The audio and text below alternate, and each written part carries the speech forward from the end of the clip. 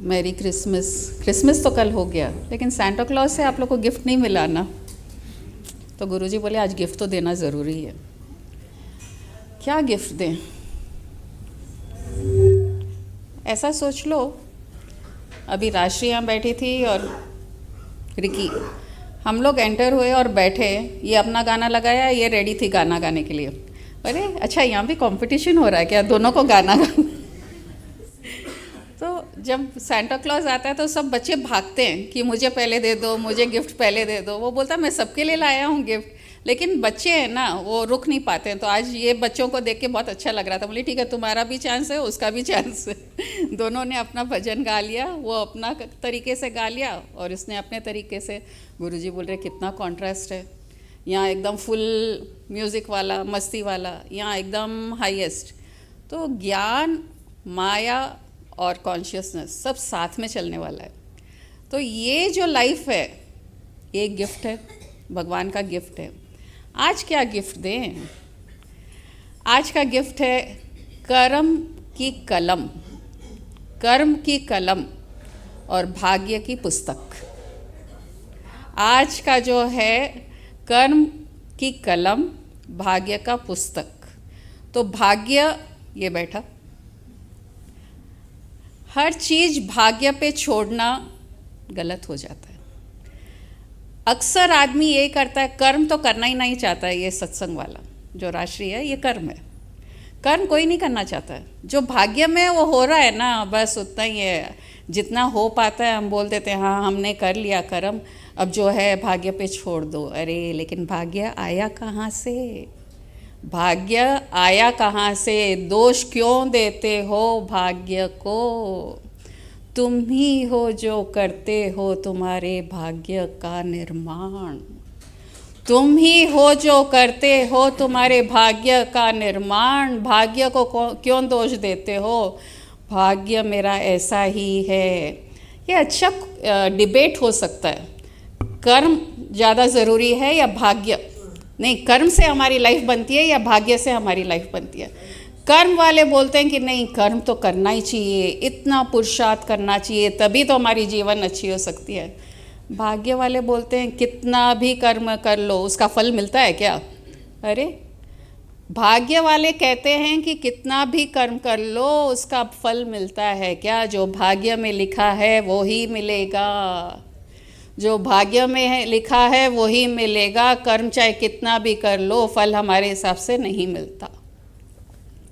तो आज तो आप लोग का गिफ्ट है कर्म की कलम और भाग्य की पुस्तक। अब ऐसा एक इतना हैवी सब्जेक्ट लाइट कर लेते हैं उसको। एक तरफ कर्म, एक तरफ भाग्य। महावीर भगवान एक बार चल रहे थे, एक गांव के थ्रू जा रहे थे। समझने के लिए ये एक स्टोरी से इतना इजी समझ में आएगा कि कर्म क्या है और भाग्य क्या है।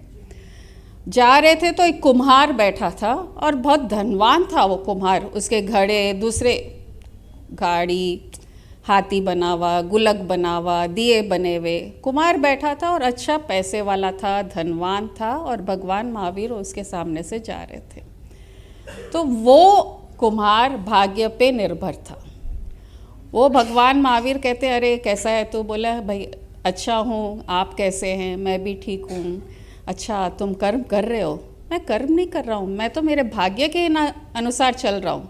अच्छा तुम्हारा भाग्य क्या है? ये जो मुझे मिला है, ये सब जो मिला है, ये मेरे भाग्य के कारण है। भगवान महावीर बोले अब इसको ज्ञान तो देना पड़ेगा कि भाग्य क्या है और कर्म क्या है। तो कहते हैं अच्छा बेटा मुझे पता, तू ये कुम्हार का काम ही क्यों कर रहा है? ये तो मेरे भाग्य से मिला है ना, इसलिए मैं यही काम कर सकता हूँ। अच्छा तो अगर कोई तुम्हारा घड़ा फोड़ दे, कोई जानवर आके उसको फोड़ दे, कोई पत्थर ऊपर से गिर जाए या कोई फ्रूट गिर जाए तुम्हारे घड़े पे, वो टूट जाएगा। वो भाग्य होगा या कर्म? वो तो उसके भाग्य में लिखा था इसलिए घड़ा फूट गया। मेरे भाग्य में लिखा था, जानवर आके तोड़ दिया तो वो टूट गया। महावीर भगवान मुस्कुराने लगे। अच्छा ये भाग्य है? जानवर आ गया, कुम्हार का घड़ा तोड़ दिया, पत्थर आके कोई तोड़ दिया तो वो भी भाग्य है। अब बेटा, अगर तुमको आके कोई मारता है, बिना मतलब का आके तुमको मारेगा, तुम क्या करोगे? मेरे को कोई मारेगा, ऐसे कैसे हो सकता है? मैं तो उसके साथ कुछ किया ही नहीं, मेरे को क्यों मारेगा? अगर मारता है तो क्या करोगे? मैं भी उसे वापस मारूंगा। पकड़े गए ना तुम। अब ये भाग्य पे क्यों नहीं छोड़े? अगर वो कोई आके तुमको जैसे तुम्हारे घड़े को मार रहा है, कोई जानवर या पत्थर या फल, तुम उसको एक्सेप्ट कर लिए कि ये भाग्य है, लेकिन अगर इंसान आके तुमको मार रहा है तो तुम उसको भाग्य क्यों नहीं माने? कर्म क्यों कर लिए? क्यों उसको वापस जवाब देने चले गए? क्यों उसको वापस मारने चले गए? कुम्हार को समझ में आ गया कि कर्म और पुरुषार्थ के कारण ही हमारा भाग्य बनता है। हम ही हैं हमारे भाग्य के विधाता, निर्माणकर्ता। ये तो बहुत अच्छा लगा कि हाँ, कर्म और भाग्य ऐसे चलता है, दोनों साथ में चलते हैं। जैसा कर्म पुरुषार्थ करेंगे वैसा ही फल मिलेगा। एक और एग्जाम्पल, क्योंकि ये सब्जेक्ट ऐसा है कि जल्दी से माइंड में जाता नहीं है। अभी थोड़े दिन, 2-3 दिन पहले ही कमलजीत, मैं तुम्हारा ही वेट कर रही थी कि कमलजीत आएगी, उसके बाद ही मैं ये स्टोरी बोलूँगी, और तुम आई उसी टाइम। मैं सोची और तुम एंटर करी हो। देखो, भाग्य ने क्रिएट किया या कर्म ने क्रिएट किया? वो कर्म था थॉट का, तो तुम मैनिफेस्ट हो गई। कमलजीत ने लिखा था कि एक हेलमेट शॉप है, हेलमेट शॉप का आदमी बाहर गया, सेल्समैन, बिना हेलमेट पहने, और उसका एक्सीडेंट हो गया और वो मर गया, मरा या लग गई उसको। अब ये कह रही है, जो हेलमेट शॉप सबके सिर को प्रोटेक्शन के लिए जो वो बेच रहा है, वो खुद नहीं पहना और उसका एक्सीडेंट हो गया। वैसे ही सब ज्ञान ले रहे हैं सत्संग में आके, लेकिन उसको अपनाते नहीं हैं, इसलिए वो हेलमेट नहीं पहना तो एक्सीडेंट हुआ। वैसे ही यहाँ ज्ञान नहीं अप्लाई किया तो हमारे कर्म दुष्कर्म हो जाते हैं, हम दुर्भाग्यवश हो जाते हैं या बुरे कर्म करने लग जाते हैं, क्योंकि ज्ञान को हम अपनाते नहीं हैं। जो सुन लिए, जो समझ लिए, और वो दुकान उसकी हेलमेट की है, वो लोगों को तो कह रहा होगा, अरे हेलमेट ले लो, बचा लो, एक्सीडेंट में तुम्हारे लिए अच्छा तरीका है ये बचने का, अच्छा मॉडल पहनो। लेकिन जब खुद को बाहर निकला तो नहीं पहना तो उसका एक्सीडेंट हुआ। वैसे ही हम भाग्य को कोसते रहते हैं, ये क्या भाग्य। एक आदमी कहता है बुद्ध भगवान से, मैं आपके पास रोज आ रहा हूँ, मैं रोज आ रहा हूँ आपके पास सत्संग सुनने के लिए, इतना दूर से आता हूँ, आपका सत्संग सुन रहा हूँ, लेकिन क्या करूँ, मैं दुखी ही हूँ, सत्संग कुछ असर नहीं कर पाया। इतना दूर आके आपसे ज्ञान सुन के सत्संग मेरे लिए दुख ही दुख ला रहा है, सुख ला ही नहीं रहा। तो बुद्ध भगवान बोले, आ गया एक नया ग्राहक, अब इसको भी कर्म और भाग्य की बात बतानी पड़ेगी। तो बोलते हैं, अच्छा बेटा, तू कहाँ से आता है मेरे से मिलने? तो वो कहता है, मैं श्रावस्ती गांव है, वहाँ से आता हूँ। अब वापस जाता कैसे है यहाँ आके? बोले, मेरे गांव कभी मैं बैलगाड़ी में जाता हूँ, कभी पैदल जाता हूँ, या कभी घोड़ा गाड़ी में जाता हूँ। अच्छा, रोज़ आते हो मेरे को सुनने और वापस जाते हो, तो इस प्रकार आते हो भी वैसे ही और जाते हो भी, जैसा भी इंतज़ाम होता है। कुछ तो कर्म कर रहे हो ना, कुछ तो पुरुषार्थ कर रहे हो इधर आके मेरे पास आने के लिए, कि तुम पुरुषार्थ कर रहे हो, या तो बैलगाड़ी या पैदल या घोड़ा गाड़ी। बोले हाँ। आज सोच लो कि श्रावस्ती यहीं है, तुमको जाने की ज़रूरत नहीं है। वो बोलता है, ऐसे कैसे हो सकता है भगवान, यहाँ नहीं है, श्रावस्ती तो बहुत दूर है, मेरे को जाना पड़ेगा। बोले नहीं बेटा, इधर ही है श्रावस्ती, तुमको जाने की ज़रूरत ही नहीं है, यहीं बैठ जाए, यही श्रावस्ती है। बोला नहीं भगवान, मुझे जाना पड़ेगा, मुझे पैदल चलना पड़ेगा या घोड़ा गाड़ी या बैलगाड़ी लेनी पड़ेगी, तभी मैं श्रावस्ती पहुंच सकता हूँ। तभी बुद्ध भगवान कहते हैं, कर्म करोगे तो फल अच्छा मिलेगा। मेरा जो ज्ञान सुना उसको यहीं छोड़ के चले जा रहे हो श्रावस्ती के जैसे, तो उसका फ़ायदा कहाँ से होगा? उसको चलना पड़ेगा, उसको अपनाना पड़ेगा, तब तुम्हारा भाग्य बदल सकता है। कर्म करना पड़ेगा चलने के लिए, पुरुषार्थ करनी पड़ेगी उस ज्ञान को अपनाने के लिए, तब जाके तुम्हारा भाग्य बदल सकता है। ये सुन के उसको भी समझ में आ गया कि कर्म करना ही है और अच्छा कर्म करना है, तभी मेरा भाग्य बदल सकता है। जो सत्संग में अब तक यहाँ सुना उससे अपनाना है लाइफ में, उसको प्रैक्टिस करना है, तभी जाके मेरा भाग्य चमकेगा। जो दुखी था ये ज्ञान कर्म और भाग्य का सुन के, जो अब तक भाग्य को कोस रहा था कि मैं बहुत दुखी हूँ, मेरा भाग्य ऐसा ही है, कितना भी कर्म कर लो फल नहीं दे रहा है, लेकिन भाग्य के निर्माता हम ही हैं। वो भगवान बुद्ध भी बता दिए, भगवान महावीर भी बता दिए। ये कहानियों से हमको यही समझ में आ रहा है कि कर्म की कलम हमारे हाथ में है। पहले पुराने ज़माने में कैसे लिखते थे? इंक का एक रहता था, एक काड़ी, उससे फिर निकाल के पुस्तक में लिखते थे, बार बार उसमें डुबोते थे और बार बार लिखते थे। लकड़ी में क्षमता नहीं है कुछ भी लिखने की, कुछ ना कुछ चाहिए मीडियम उसको लिखने के लिए। तो वो इंक यहाँ ज्ञान है, सत्संग है, और यही हमको हमारे भाग्य का निर्माण करा सकता है। आप लोग शूटिंग बहुत देखे होंगे ना मूवीज़ की, एक्चुअल नहीं तो मूवी में ही देख लिए होंगे, टीवी में देख लिए होंगे। कोई भी मूवी की शूटिंग जब करते हैं तो फर्स्ट क्लैप होता है, फिर उनको कहते हैं एक्शन, तब जाके वो एक्टर्स अपना पार्ट प्ले करते हैं। और जैसे ही पार्ट प्ले करते हैं और अगर डायरेक्टर को लगा कि नहीं मेरे हिसाब से ये सीन नहीं हो रहा है, तो बोलता है कट, वो एक्शन वही रुक जाता है, वहीं रुकता है। फिर उनको समझाता है नहीं तुम लोग को ऐसा नहीं करना था, तुमको ऐसा करना है, चलो रीटेक। फिर एक रीटेक होता है, एक्शन बोलता है, फिर रीटेक होता है, फिर भी अगर नहीं समझ में आया तो कट। जो ये वेलकम मूवी देखे हैं उसमें नाना पाटेकर जो घोड़े पे था, 50 बार एक्शन, 50 बार कट, रीटेक। तो ऐसे ही हमारे लाइफ में होता है। जब तक हम सत्संग का एक्शन, वो एक्शन कहता है सत्संग कि एक्शन करो, रीटेक करो। अगर रीटेक करना है तो सत्संग में आना पड़ेगा, गुरु समझाएगा, अच्छा तुमने ये एक्शन किया, ये गलत है, रीटेक करो इसको वापस, कट, ऐसा एक्शन नहीं होना चाहिए, अगले बार कट करो उसको, फिर वापस रीटेक ऐसा करना। अब रीटेक क्या है? अब हमारे साथ तो ये तो मूवी है, वो लोग वापस एक्ट करके उसको नया अच्छा सीन दे देंगे। हमारे लाइफ में क्या, वो एक्शन तो हो गया। तो अब उसका ये है, इरेज़र रहता है ना, वाइट इरेज़र। अब जब कर्म क्या कलम है हमारे पास, कुछ लिखेंगे तो उसको मिटा भी तो सकते हैं इरेज़र से।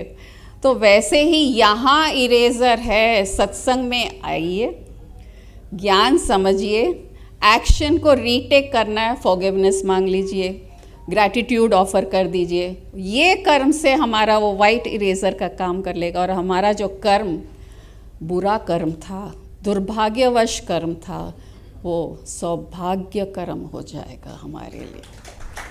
तो ये कर्म करना, ये कर्म का कलम, पुरुषार्थ का कलम और भाग्य का किताब आज आप लोग सबको एक गिफ्ट में दिया जाता है। और गुरुजी बोले आज क्यों ऐसे ड्रेस करके आए? अरे टाटा बाय बाय 2024, 2025 का नया चैप्टर लिखना है ना, वो पुराने बुक में थोड़ी लिखेंगे। तो नए कर्म के कलम से, और जो लिखते हैं ना वो इतना ध्यान से लिखते हैं जिनको प्रैक्टिस है कि मैं अच्छे वर्ड्स लिखूं, अच्छा से लिखूं तो सामने वाले को बहुत अच्छा लगेगा। तो वैसे ही हमारे कर्म इतने सुंदर कर लो, इतना अच्छा कर लो कि हमारा भाग्य उस किताब में चमकने लग जाए और हमारा बुक हो जाए golden book of records.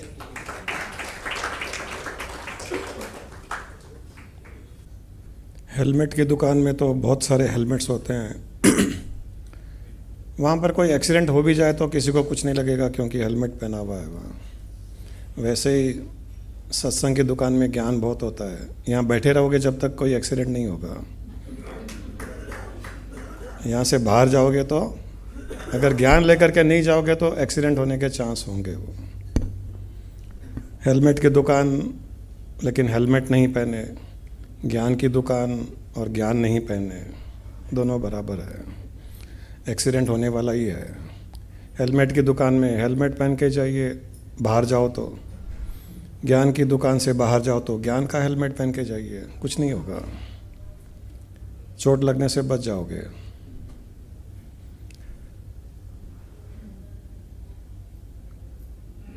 Life complete हो जाएगी, लाइफ फिनिश भी हो जाएगी। किसी ने एक औरत से पूछा कि ये कंप्लीट और फिनिश में डिफरेंस क्या है?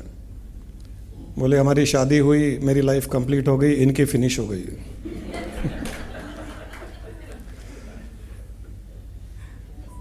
तो सत्संग में दोनों ही काम होता है। लाइफ कंप्लीट भी होती है, लाइफ फिनिश भी होती है। जब तक मनुष्य साधना करता है, कोई ना कोई रूप में साधना करता है,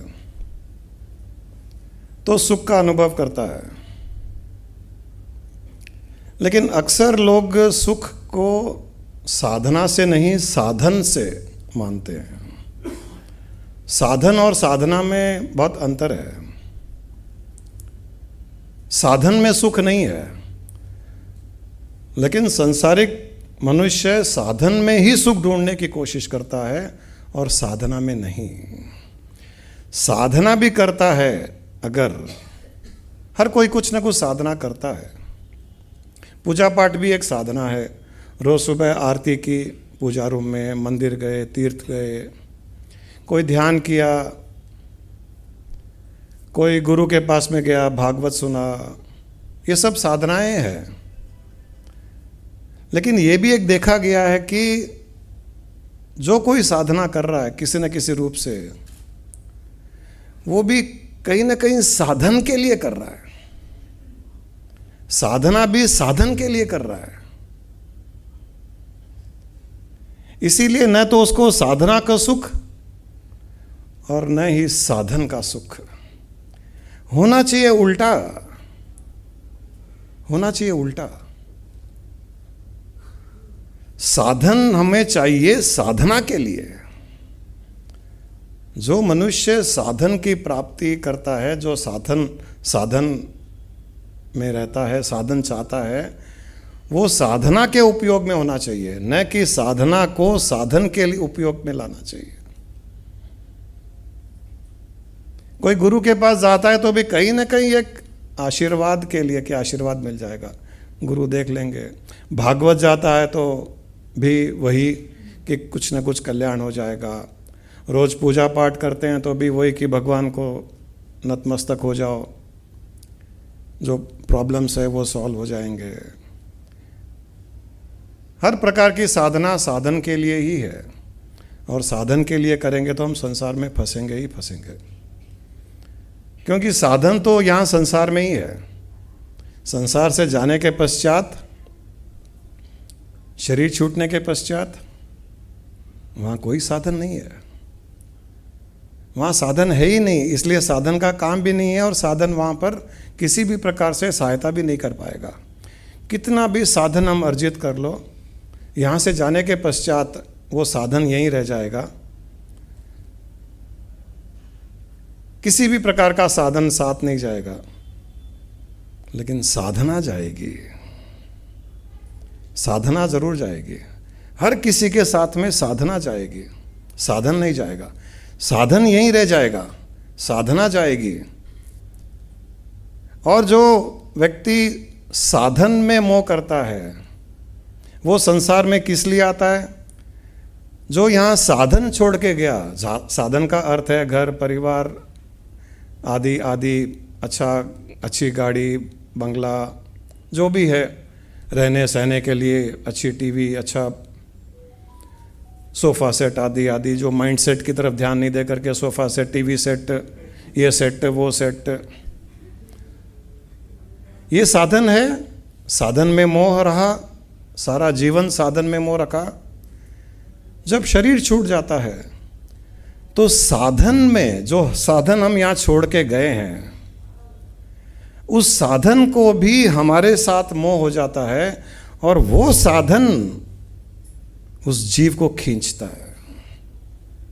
इसीलिए वो जीव वापस उस साधन के पास में आता है।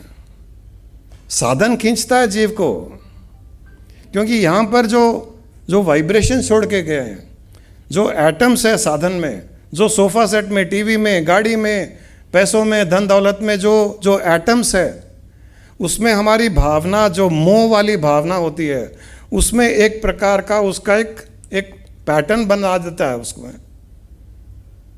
एक स्ट्रक्चर बन जाता है उसमें, जो हमारे उस जीव के साथ के स्ट्रक्चर के साथ में मैच करने लग जाता है।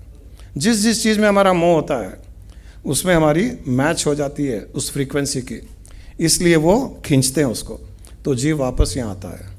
लेकिन जो साधना करता है, जो साधना लेकर के जाता है, साधना हम किसकी कर रहे हैं? या तो भगवान की कर रहे हैं, या चेतना की कर रहे हैं, या परमात्मा की कर रहे हैं। जो साधना कर रहे हैं और साधन पर मोह नहीं है, साधन में मोह नहीं है, साधना में मोह है, तो उनकी साधना को परमात्मा खींचता है,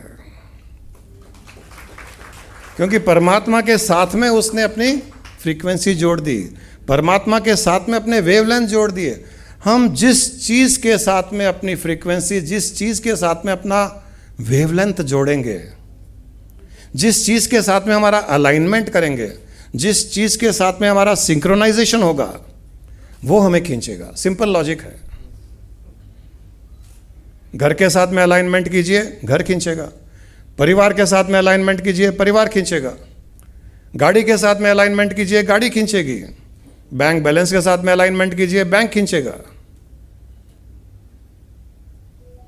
हो सकता है अगले जन्म में बैंक के मैनेजर की नौकरी मिलेगी, ऐसा ही होगा, क्योंकि वो पैसा तो चला गया, वो तो पीछे वाले उड़ा दिए वो, लेकिन आपका दिमाग बैंक में रह गया। बैंक में मेरे लॉकर थे, बैंक में मेरा पैसा था, बैंक में ज्वेलरी थी, तो बैंक खींचेगा उसको।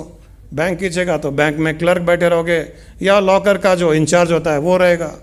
लॉकर दिमाग में रह गया तो लॉकर का इंचार्ज बन के आओगे। लॉकर के अंदर जो ज्वेलरी है वो बन के नहीं आओगे, लॉकर का इंचार्ज बन के आओगे। या बैंक में जो दरबान है, वॉचमैन है, वो बन के आएंगे वहाँ किसी न किसी रूप में आएंगे। ये तो शास्त्रों में बहुत सी कहानियाँ हैं। घर का सेठ जो बहुत पैसे कमाया, परिवार चलाया, मर गया, अगले जन्म में कुत्ता बन के आया उसी घर में। किसी न किसी रूप में उसको वहाँ आना पड़ेगा, क्योंकि वो वहाँ की वाइब्रेशंस उसको खींचती है। जीवन भर जिस चीज़ पे ध्यान दिया, वहाँ पर हमारी सिंक्रोनाइजेशन हो जाती है। जीवन भर जो गुरु पर ध्यान देते हैं, उनकी सिंक्रोनाइजेशन गुरु पर हो जाती है। और गुरु जहाँ पर भी होगा, स्पेस में होगा, ओमनी प्रेजेंट होगा, कॉन्शियसनेस में मिल जाएगा, या सिद्ध पुरुष बन जाएगा, तो वो गुरु उसको खींचेगा, उसको वापस यहाँ नहीं आने देगा। चेतना के साथ में सिंक्रोनाइजेशन करेंगे तो चेतना खींचेगी। हमें यही सोचना है कि हमारी अलाइनमेंट, हमारी मैचिंग किसके साथ करें। जिस चीज़ के साथ में अपनी मैचिंग करोगे, 36 गुण वाला मैचिंग नहीं है वो तो भगवान राम सीता के भी 36 गुण मिले, लेकिन क्या हुआ? जितने ज़्यादा गुण मिलेंगे उतने ज़्यादा प्रॉब्लम्स।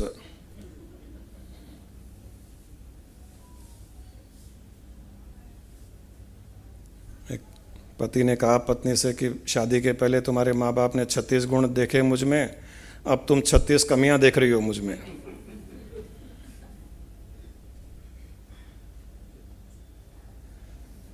साधना पर ध्यान दें, साधन पर नहीं। साधन साधना की प्राप्ति के लिए है। साधना को साधन की प्राप्ति नहीं बनाए,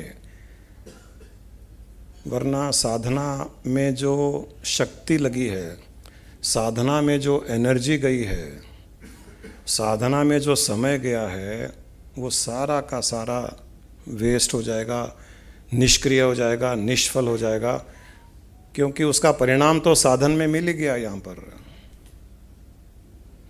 साधना किया, साधन का परिणाम मिल गया, साधना किया तरक्की हो गई, साधना किया बिजनेस अच्छा चलने लग गया, साधना किया बेटी की शादी हो गई, साधना किया अच्छी गाड़ी आ गई, उसका परिणाम यहाँ मिल गया।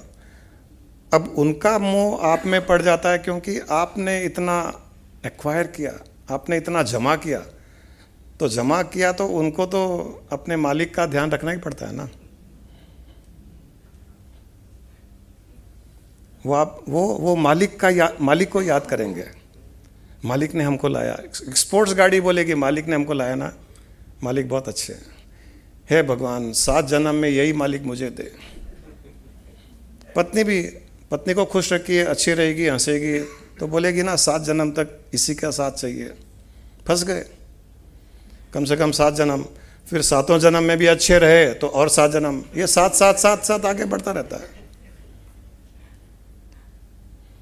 हर साधन में मोह पड़ जाता है, जो साधन देने वाला मालिक होता है उसमें भी, क्योंकि ये डेड ऑब्जेक्ट नहीं है, न कोई गाड़ी डेड ऑब्जेक्ट है, न मकान डेड ऑब्जेक्ट है, ये जड़ नहीं है। संसार में कोई भी वस्तु जड़ नहीं होती, लाइफलेस नहीं होती, उसमें भी प्राण है, उसमें एनर्जी है। हमारे में प्राण है तो हमारी कुर्सी में भी एनर्जी है, प्राण है, हमारी गाड़ी में भी प्राण है, हमारे घर में भी प्राण है, यहाँ के वातावरण में भी प्राण है। प्राण से प्राण अलाइन होता है, प्राण से प्राण सिंक्रोनाइज हो जाता है, प्राण से प्राण मैच हो जाते हैं, वो प्राण खींचता है। किसी भी चीज को जड़ लाइफलेस न माने।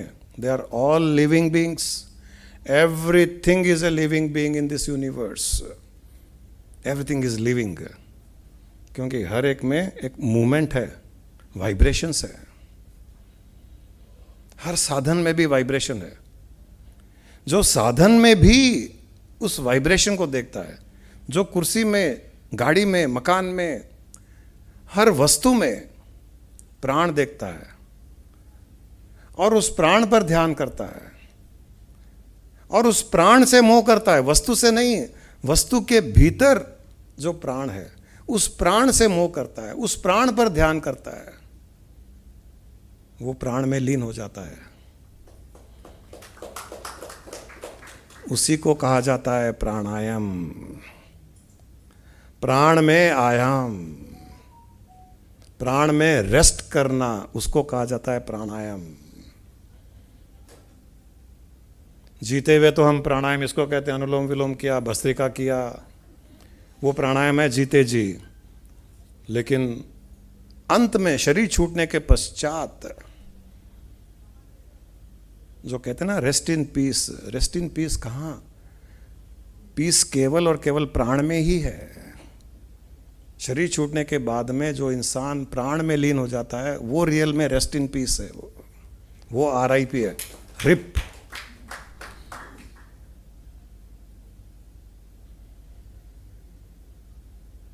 हर चीज को देखो तो उसमें प्राण देखो।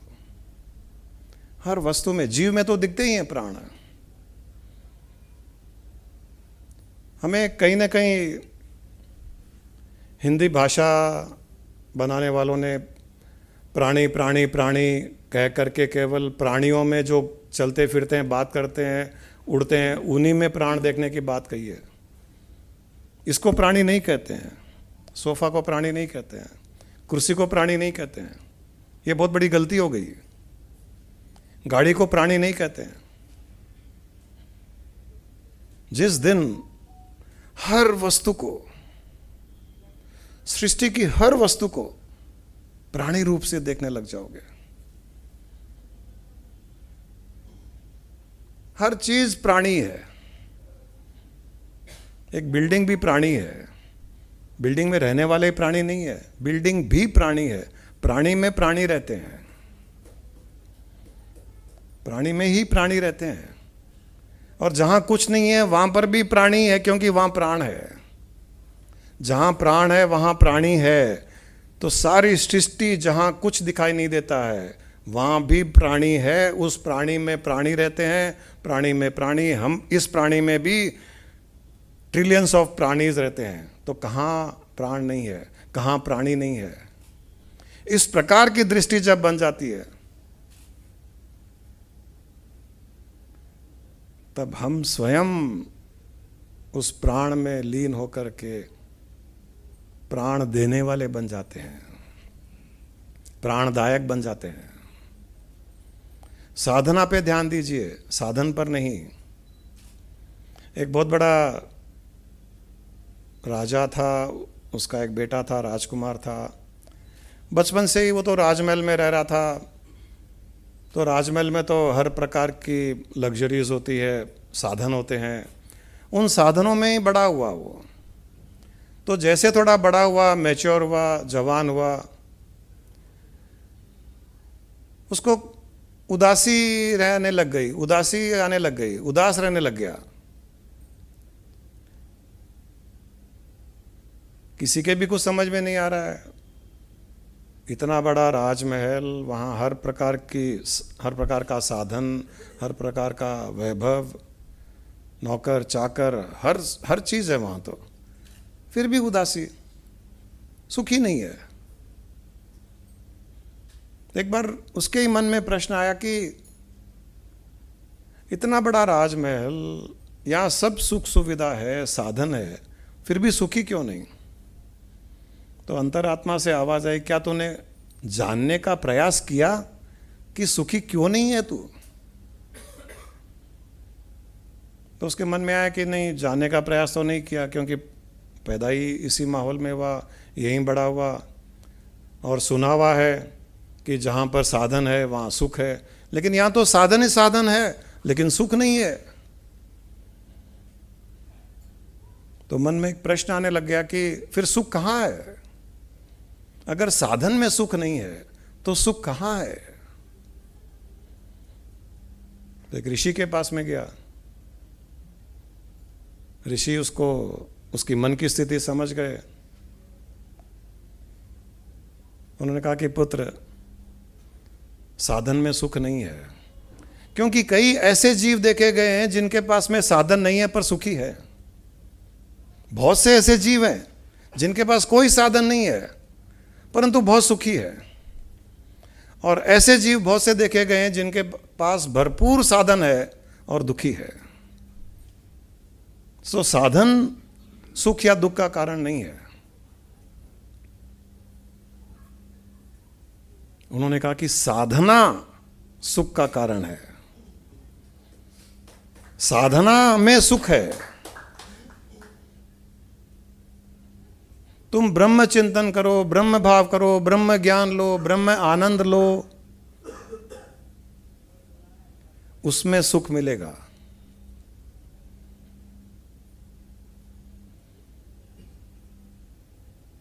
और उन्होंने कहा कि तुम यहां तक जो आए हो, मन में जो एक प्रश्न उठा है कि मैं राजमहल में रहता हूं, राजकुमार हूं, लेकिन सुखी नहीं हूं, और उस सुख को ढूंढते ढूंढते तुम यहाँ तक आए हो मेरे आश्रम में। और जब साधना की बात हो रही है, इसका अर्थ एक ही है कि पूर्व जन्म में तुमने बहुत साधना की और उस साधना का तुमको आनंद भी प्राप्त हुआ। वो साधना का आनंद तुमको यहाँ खींच के लाया है। वो साधना का आनंद तुमको साधन में भी दुख दिखाई दे रहा है। उस साधना के आनंद के कारण साधन में सुख दिखाई नहीं दे रहा है तुमको। तो ये तुम्हारे वो पुण्य कर्म जिसको कहा जाता है, वो साधना के पुण्य कर्म है जो तुमको यहाँ तक लाए हैं। जो मैंने अभी बात कही कि शरीर छूटने के बाद में जिस चीज़ में हमने मोह किया वही चीज़ हमें खींचती है। इस राजकुमार के पूर्व जन्म में इसने बहुत साधना की, गुरु के आश्रम में रहकर ध्यान आदि साधनाएं की, तो फिर किसी गुरु के आश्रम ने उसको वहां पर खींचा, क्योंकि उसको पता है सुख यही है वो किस लिए पता है? इसलिए कि पूर्व जन्म में उसको वहां सुख प्राप्त हुआ था। वो सुख जो उसने पूर्व जन्म में छोड़ के आया था, वो इस जन्म में भी उसने उसको खींचा। अब ये भी एक सीक्रेट है, आप जिस चीज में अपना मोह छोड़ के जाओगे वो चीज आपको खींचेगी। साधना में मोह छोड़ के जाओगे, सत्संग में मोह छोड़ के जाओगे, अगले जन्म में 100% सत्संगी बन करके ही आओगे। और संसार में मोह छोड़ के जाओगे, अगले जन्म में संसारी बन के आओगे।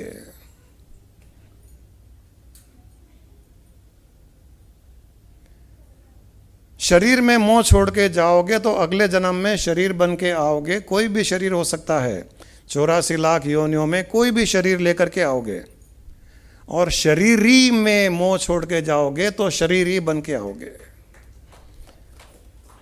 पैदा होते ही एनलाइटेंड स्टेट में आओगे। पैदा होते ही आपको पता रहेगा कि मैं आत्मा हूं, मैं चेतना हूं, मैं शरीरी हूं, मैं शरीर नहीं हूं। चाहे किसी भी योनि में हो, योनि होगी मनुष्य की ही, परंतु अगर और किसी योनि में भी होंगे और शरीरी के भाव में शरीर छोड़ोगे तो उस योनि में भी ये ध्यान रहेगा कि मैं शरीरी आत्मा हूँ, चेतना हूँ।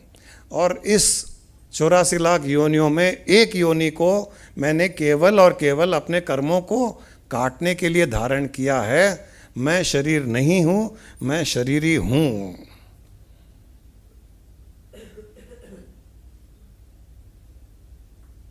हर पल ध्यान रखिए कि आप कौन हो और आपको किससे मोह करना है।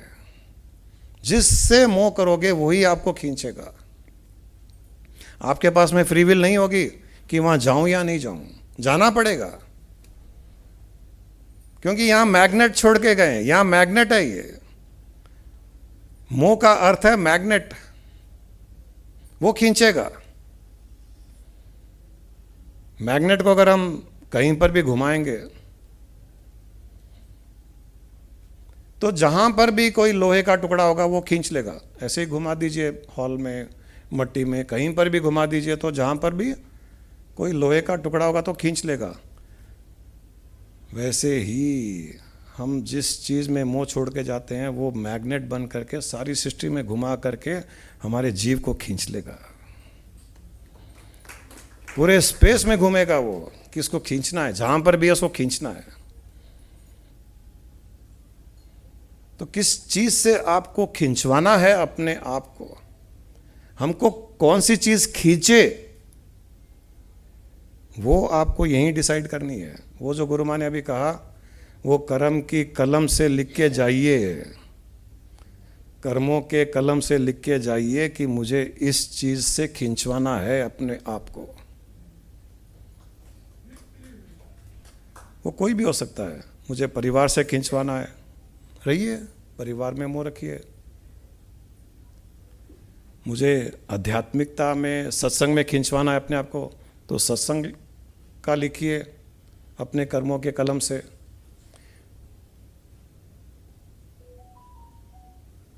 मुझे परमात्मा से खींचवाना है, लिखिए कर्मों के कलम से, लिखिए अपने भाग्य की पुस्तक में कि मुझे परमात्मा से अपने आप को खींचवाना है। कहीं भी हो आप, वो खींचेगा आपको, वो खींचेगा, क्योंकि आपने कर्मों के कलम से लिख दिया है कि मुझे उससे खींचवाना है। वो भाग्य की पुस्तक में एक बार लिख दिया तो वो खींचेगा आपको। न यहां फ्री विल है, ना वहां फ्री विल है। जो लिख दिया आपने, बस वो ही होने वाला है। ध्यान से लिखिएगा कि क्या लिखना है। ऐसे ही कुछ लिख दिया नहीं, गड़बड़ हो जाएगी। ध्यान से लिखिएगा।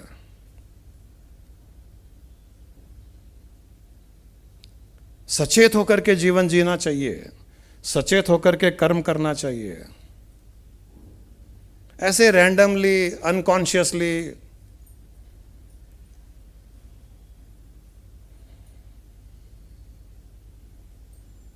कर्म नहीं करने चाहिए। कर्म का अर्थ है विचार, भाव, शारीरिक, मानसिक, वाचिक, हर प्रकार से जो बोलें वो भी कर्म, जो सुने वो भी कर्म हो जाते हैं अगर वो नीचे उतर जाते हैं तो। जो भावनाएं उत्पन्न की वो कर्म, खुद के लिए जो सोचा, दूसरों के लिए जो सोचा, ये सारे कर्म बन जाते हैं। जो भावनाएं खुद के लिए उत्पन्न की, दूसरों के लिए उत्पन्न की, सारी सृष्टि के लिए उत्पन्न की, वो कर्म बन जाते हैं। हम इसीलिए स्वच्छ ब्रह्मांड के प्रेयर्स कर लेते हैं पहले कि लोका समस्ता सुखिनो भवन्तु। अच्छी भावना, अच्छा कर्म, ये भी कर्म है। हम चाहते हैं कि यहाँ जो भी आए वो उन अच्छे कर्मों से प्रभावित होकर के, इन्फ्लुएंस होकर के वापस जाए, लेकिन हेलमेट साथ में लेके जाए। ज्ञान का हेलमेट यहां मत छोड़िए। ज्ञान का हेलमेट पहन के रखिए 24 घंटे, वरना एक्सीडेंट के चांस बढ़ जाते हैं। तो जब वो राजकुमार को गुरु ने कहा कि साधना करो, तुमने पूर्व जन्म में बहुत साधना की है, इसीलिए तुमको उस साधना ने यहां तक खींचा है और सुख तुमको साधना में ही मिलेगा। वो तो तुम्हारे जो पुण्य कर्म थे उसके कारण ये साधन मिल गया, ये महल मिल गया, राजा के बेटे बन गए, वो पुण्य कर्मों का परिणाम है, वो समाप्त हो गया। अब साधना का परिणाम उजागर हुआ है, इसको मत छोड़ना। हम भी सत्संग क्यों आते हैं? हम सत्संग क्यों आते हैं? हम सत्संग क्यों सुनते हैं? क्योंकि पिछले जन्म में आप सत्संगी थे। वो सत्संगी जो पिछले जन्म में थे वो हमको सत्संग में खींच रहा है। अब यहां पर हमारी फ्री विल है कि हम आगे बढ़े या न बढ़े। सत्संग तक पूर्व जन्म के सत्संग खींच करके लेके आ गए। सत्संग के हॉल में गुरु के सामने पूर्व जन्म का सत्संग खींच करके लेकर आ गया। अब यहां से आपका पुरुषार्थ, आपको अपने कर्मों के कलम से क्या लिखना है। मुझे अगले सत्संग में आना है, वो आज लिख के जाना है, या आज के बाद सत्संग नहीं आना है वो लिख के जाना है, वो आपके फ्री विल है।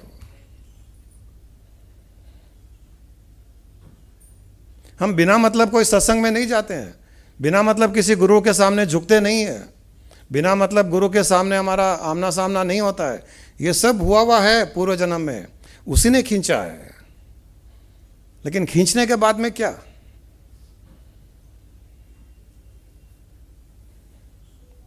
मरने के बाद में हम शमशान घाट जाते हैं।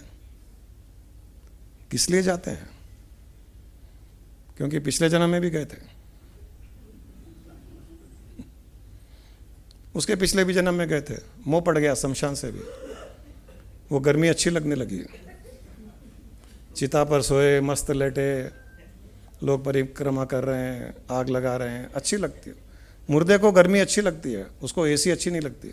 आज तक किसी शमशान घाट में एयर कंडीशनड चिता नहीं जली है कि उसको ठंड से मारा गया, ठंड से। ऐसा भी होना चाहिए कि इतना ठंडा दे दो कि उसको, लेकिन वो डर रहता है कहीं उठ के भाग नहीं जाए।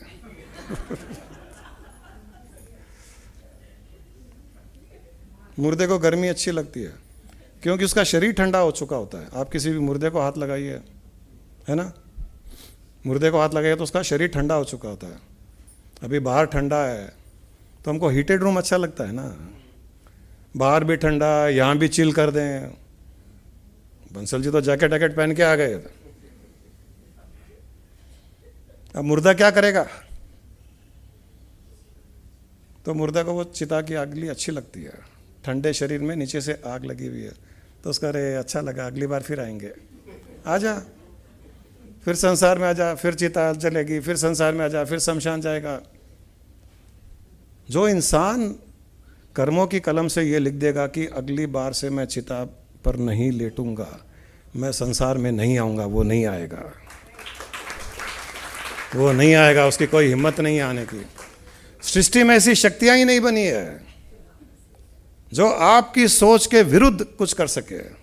सृष्टि में ऐसी शक्ति नहीं है, न ब्रह्मा के पास, न विष्णु के पास, न शिव के पास में, न नारायण के पास में, किसी के पास ये शक्ति नहीं है जो आपकी भावना, आपके विचार के अगेंस्ट, विरुद्ध कुछ कर सके।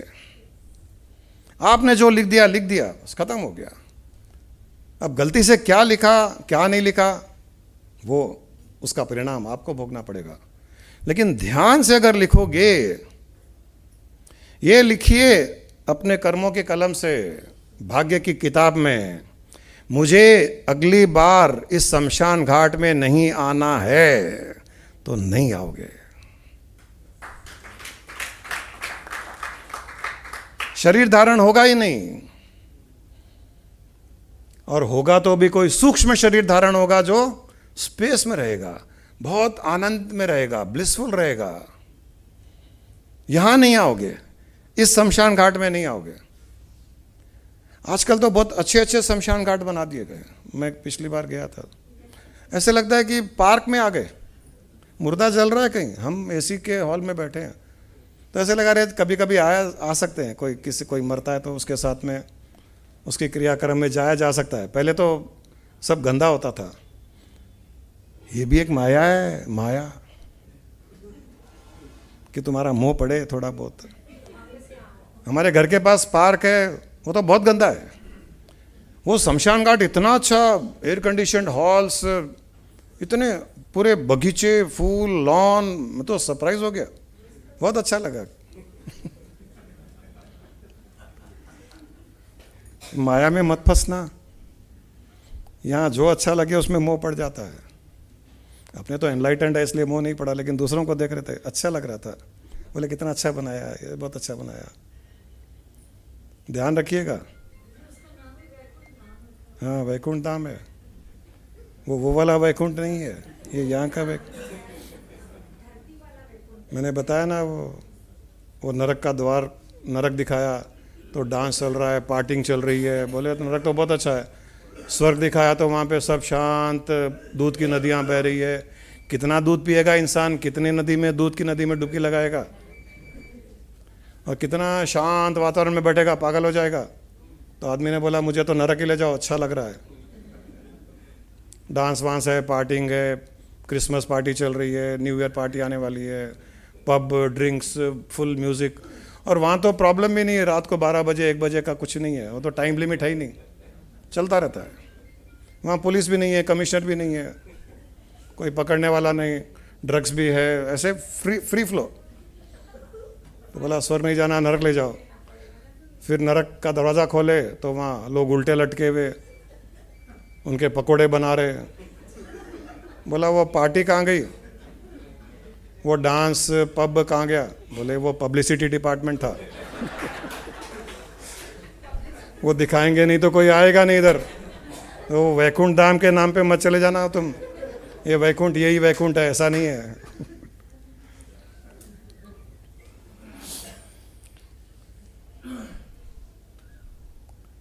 तो एनीवे वो राजकुमार साधना करने लगा, आनंद आने लगा। लेकिन बीच बीच में वो राजकुमार जाग जाता था, वहाँ आश्रम में रहने लग गया, पैलेस छोड़ करके आश्रम में रहने लग गया, साधना करने लग गया, ध्यान आदि आदि। थोड़ा मन लगता था, थोड़ा नहीं लगता था, क्योंकि बीच में राजकुमार जाग जाता था, मैं राजकुमार हूँ। हमारे साथ भी ऐसा ही होता है, हमारे साथ ऐसा ही होता है। आप ध्यान दीजिए, सत्संग में आते हो बहुत अच्छा लगता है, ऐसा लगता है कि बस सब क्लियर हो गया, रास्ता क्लियर, गोल क्लियर, उद्देश्य क्लियर, जर्नी क्लियर, सब क्लियर। यहां से निकले सीधा वैकुंठ लोक पहुंच गए। बाहर निकलते ही नारायणी माया घेर लेती है, आ जा। फिर अरे सत्संग में क्या बात हुई थी, भूल ही गए। फिर कट, अगली बार आ जा। यही चलता जा रहा है। अरे खत्म करो, कब खत्म करेंगे? क्या बंसल जी, कितने साल सत्संग करेंगे? खर्चे भी कर रहे, समोसे खिलाओ, चाय पिलाओ, बुलाओ, कब तक करेंगे? हाँ, पूरा बोझा आपके ऊपर ही डाल देते हैं कि हम तो बोझा खत्म करना है तो बंद करो, सबको एनलाइटन करके खत्म करो। तो ये बार बार जाग जाता है, वो जगाना नहीं। कोशिश करो कि यहाँ से जाओ तो यहाँ से ज्ञान की पोटड़ी, ज्ञान का हेलमेट लेकर के जाओ। जो बुद्धा ने भी कहा, गुरु माँ ने कहानी में सुनाया कि हमको चलना पड़ेगा वहाँ। यहाँ पर हमने तो बहुत आसान कर दिया। यहाँ चलने का अर्थ है विचारों के द्वारा चलना है। हमको फिजिकली कहीं नहीं चलना है, न आपको फिजिकली कोई कष्टदायक कोई साधना करनी है। बस केवल ध्यान, निधि ध्यासन, भाव, प्राण का भाव। सब लिविंग बीइंग्स है, सब में प्राण है, सब प्राणी है। प्राणी प्राणी पर बैठा हुआ है, प्राणी प्राणी से बात कर रहा है, प्राणी प्राणी पर चल रहा है, प्राणी प्राणी के ऊपर चढ़ रहा है। हर पल ये एक भाव भी मुक्तिदायक है। ये बहुत आसान हो गई मुक्ति आपके लिए, बहुत आसान कर दी गई है। इतनी मुक्ति, इतनी तो साधना की जा सकती है। कड़ी साधनाओं को छोड़ करके सिंपल साधना, ये तो कोई भी कर सकता है। इतनी तो कीजिए, इतनी तो कीजिए, इतनी तो रेस्पेक्ट हमारी कीजिए कि हर चीज़ में प्राणी को देखिए, हर वस्तु में प्राणी को देखिए। केवल प्राणी जो चलता फिरता है उसको ही नहीं, जो नहीं चलता है उसमें भी प्राणी को देखिए। यही मुक्ति दे देगा। आगे की स्टोरी अगली बार बाहुबली 2 में दिखाएंगे। तो